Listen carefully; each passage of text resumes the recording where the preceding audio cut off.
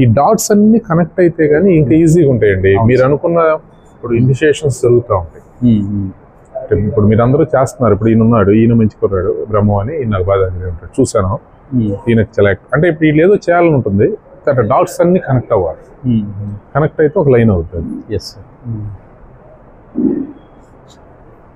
అంటే different of ideas. Blood అండి, blood అవుతుంది. క్యాన్సర్ ఇప్పుడు ఇక్కడే అప్పుడు గౌతమిని కూడా తీసుకొచ్చాం. వాళ్ళు అమెరికా నార్త్ సైడ్ తానా వాళ్ళు ఏదో పెట్టమంటే ప్రోగ్రామ్ ఇట.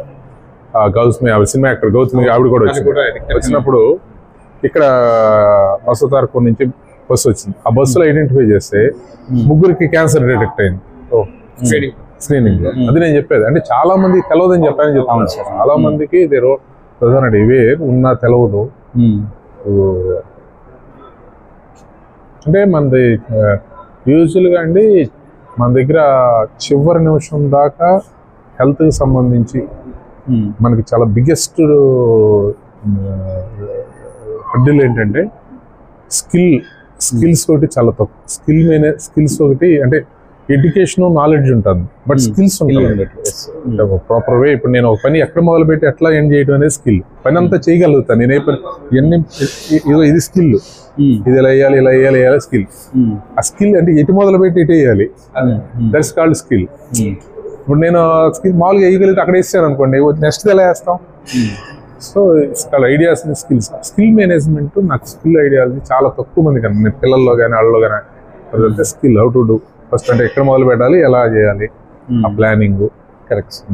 అంటే ఇది అది ప్రాక్టికాలిటీ ద్వారానే వస్తుంది, థియరీ కంటే కూడా. అవును, గ్రౌండ్లోకి దిగి వర్క్ చేస్తే తెలుస్తుంది. మేము ఎప్పుడు మొన్న వివేకానంద సమితి అంటే మొన్న జనవరిలో పెడితే మా ప్రసాద్, ఇప్పుడు మమ్మల్ని ప్రసాద్ అని కార్పొరేటర్ ఉన్నాడు, నేను మర్చిపోయాను, అతను చెప్తున్నా అటు గుర్తు చేశాడు. మేము అప్పుడు 40 ఏళ్ల క్రితం 90s లో అప్పటికి అసలు ఈ బ్లడ్ అంటే తెలియదు, బ్లడ్ డొనేషన్.